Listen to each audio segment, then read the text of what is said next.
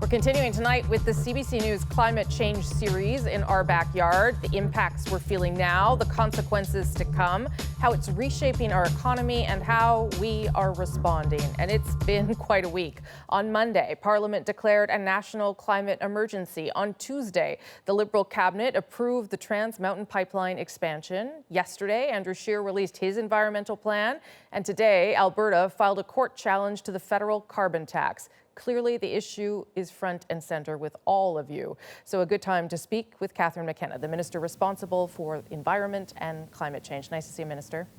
Great to be on your show, Rosie. Okay, so we released this poll earlier in the week. I'm not sure if you caught it, but it showed that Canadians are concerned about climate change, but they don't really want to pay for it. In fact, they don't even want to pay more than they would pay for a Netflix subscription. So given that, what do you think Canadians are telling you about your carbon tax? Look, so when I talk to Canadians, they are worried about climate change. They want us to be ambitious in how we act, but of course they want life to be affordable and they want to have good jobs. And so that's what we've always been doing in terms of how we tackle climate change. So we put a price on pollution. Fortunately, conservative politicians want to make it free to pollute, and we're giving money back. So 80% of families are better off, especially low-income, middle-income families. We're phasing out coal, but we're ensuring a just transition for workers and communities. We're investing in energy efficiency so we can help businesses, schools, hospitals, cities save money and also do right by the planet. Okay, so then explain to Canadians how buying and expanding a pipeline fits in with all the things you just said there. So I think first of all, it's important to understand why we believe it's in the national interest. Right now, we're getting a discount on our energy. We have one customer, the United States, and I think we would all agree after NAFTA that that's not a great idea. But you would agree, Minister, that the best way to keep climate change under control would have been to just say no to that pipeline entirely. Then you wouldn't have had to do all those other things that you're talking about. Well, that's not true, because we're seeing that people are now shipping, looking at being shipped by rail, which is less safe. I think people could agree, it's not going to help the environment or the economy if you're not getting a fair price for your natural resources during a transition. But my focus is really on how do we make a huge difference? And over 4 years, we have an ambitious plan. It gets us 3/4 of the way there to a 2030 target. And that doesn't include all the new measures we're doing. You said that it gets you 3/4 of the way there. 3/4 of the way there is not there. As you know, you're 79 megatons short.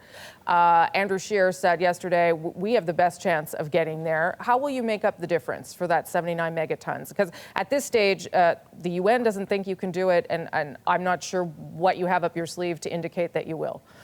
Well, so there's a number of measures that aren't included to make up the 79 megatons, as you said. We've been very transparent about this. Our plan is out there, and that includes, as I say, tackling plastic pollution. That includes, we announced we're doubling nature. We're making investments to help people, afford electric vehicles. We have those things will make up that difference? Rosie, this is a 2030 target. As you know, and you've been in politics, you've watched a lot of politics for a long time, and we now have conservatives who have a make-believe plan because I don't think they really think that climate change is serious. We had a climate emergency motion in the House.